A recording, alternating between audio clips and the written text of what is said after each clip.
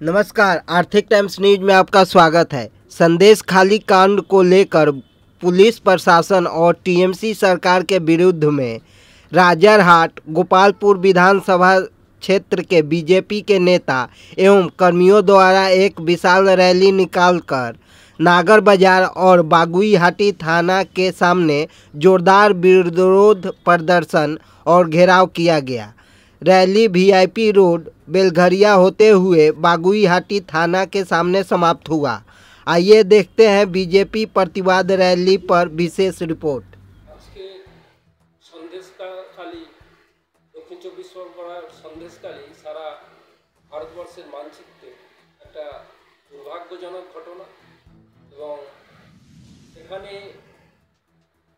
তৃণমূল কংগ্রেসের দুর্বৃত্তরা শাহজাহান নামও কেউ লোক জানত না, কিন্তু শাহজাহানের তৃণমূল কংগ্রেসের একজন জেলা পরিষদের সভাপতি, সেটাও কজন শাহজাহানের নাম জানত। কিন্তু ইডি যখন বিভিন্ন যাদেরকে গ্রেফতার করা হয়েছে, যে জ্যোতিপ্রিয় মল্লিক যিনি খাদ্য দুর্নীতিতে রেশন দুর্নীতিতে এখন জেলে আছেন এবং যার সাথে দলের প্রথম তৃণমূল কংগ্রেসের প্রথম সুপ্রিমো মমতা ব্যানার্জি এবং দ্বিতীয় অভিষেক বন্দ্যোপাধ্যায়ের রেগুলার যোগাযোগ আছে বলেই জানে। সেই সূত্র পেয়ে যখন শাহজাহানকে গ্রেফতার করতে গেল, তারপরে ইডিকে ভারত সরকারের তরফ থেকে আদালতের আদেশে যে তদন্ত চলছে, যে দুর্নীতির তদন্ত চলছে, সেখানে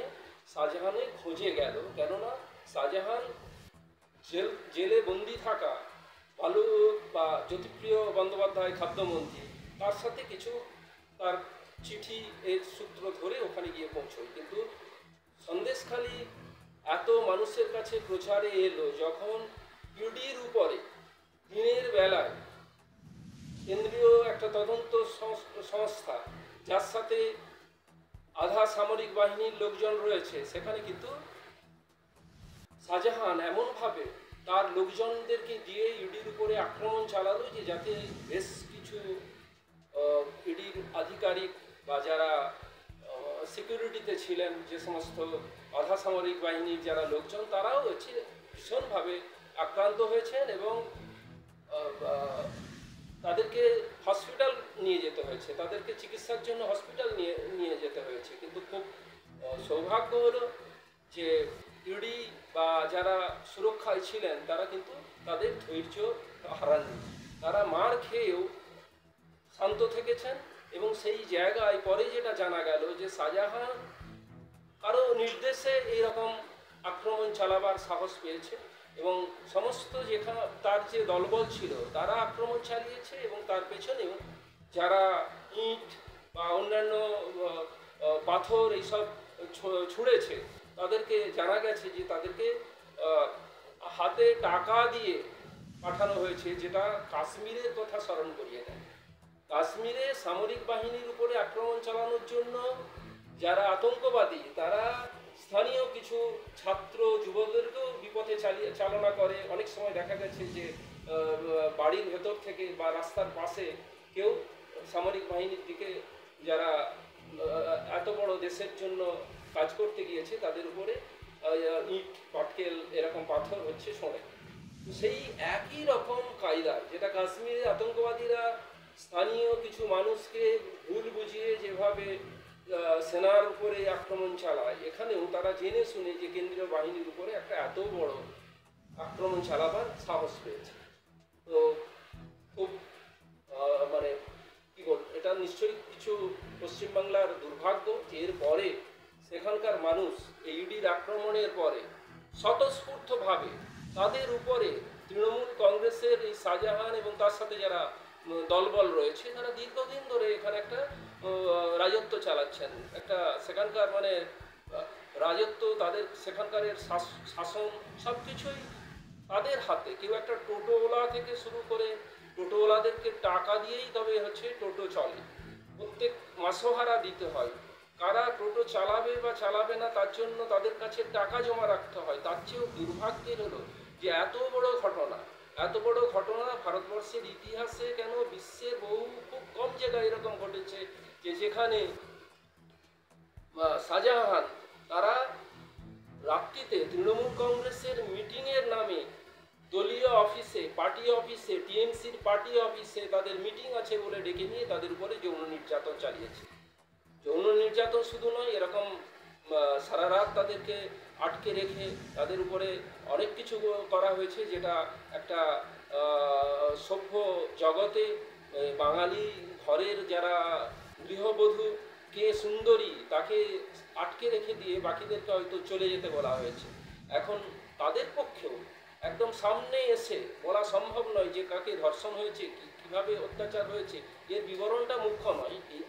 অসংখ্য মানুষ আজকে পুরো সন্দেশখালী এবং তার যে ব্লক, সন্দেশখালী দুটো ব্লক, ব্লক 1 ব্লক 2, আমি নিজে কর্মসূত্রে ওই সব এলাকায় এর আগে গিয়েছি এবং দুর্গম এলাকা ধামাখালির যে নদী বা বিভিন্ন যে নদী পেরোনোর পরে এটা একটা বিচ্ছিন্ন দ্বীপ। সেই জায়গায় তৃণমূল কংগ্রেসের রাজত্বে যে ধরনের শাহজাহানরা দুর্বৃত্তরা তৃণমূল কংগ্রেসের দলের পতাকা হাতে নিয়ে সমস্ত কিছু দখলে, কোনো মানুষ ওদের বিরুদ্ধে কথা বলতে পারতো না, কিন্তু আজকে সেখানে বিস্ফোট হয়েছে এবং মানে জনগণ ক্ষেপে উঠেছে, তারা বিচার চায় এবং আবার সুকান্ত মজুমদারের উপরে সন্দেশখালী যাওয়ার মুখে বসিরহাটে যে ঘটনা ঘটেছে এটা ন্যাক্কারজনক ঘটনা। একটা বিরোধী দলের এবং উনি দেশের MP, member of the parliament, এবং এর উপরে যেভাবে আক্রমণ চালানো হয়েছে এবং পুলিশ নির্বাক দর্শক থেকে গেছে, এবং শুধু সুকান্ত মজুমদার নয়, বহু বিজেপি কর্মী বসিরহাট বলুন যে কোনো জায়গায় বলুন রোজ আক্রান্ত হচ্ছে এবং পুলিশ কোনোভাবে এদের সুরক্ষার কোনো চিন্তা করেন না। এবং এসবের প্রতিবাদে আমরা নিশ্চয়ই পুলিশের উপর একটা চাপ সৃষ্টি করার জন্য এবং আমরা সমস্ত থানার যেরকম প্রতিবাদ হচ্ছে সেরকম এখানেও আমরা এই প্রতিবাদটা করি বাগুইআটি থানা। ধন্যবাদ। আপনার নামটা? আমার নাম অশোক রায়, আমি রাজারহাট গোপালপুর যে বিধানসভা এই সাংগঠনিকভাবে আমি যুক্ত আছি এবং এর আগে আমি ভারত সরকারের forward officer, ministry of women and child development, social welfare, এবং সেই সূত্রে পশ্চিমবাংলা, আসাম, বিহার এবং আন্দামান নিকোবর, সিকিমে কাজের অভিজ্ঞতা আছে। আমি কঠোরভাবে নিন্দা করছি এবং যেটা চলছে নিশ্চয়ই রাজ্যের মানুষ একটা সিপিএম এবং কংগ্রেসকে ভোট দিয়ে এখন কার্যত তৃণমূলেরই লাভ হতে পারে, সেইটা না করে আমরা আশা করছি জনমত এখন পুরো বিজেপির দিকে এবং এরা দিদির বিদায় আসন।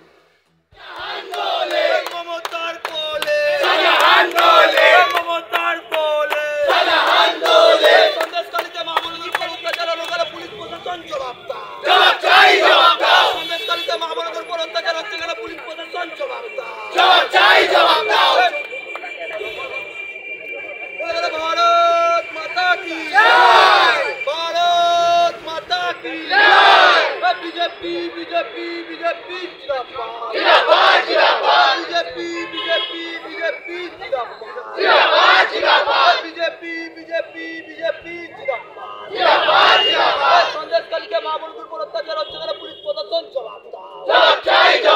সন্দেশখালীতে মা বোনদের উপর অত্যাচার হচ্ছে,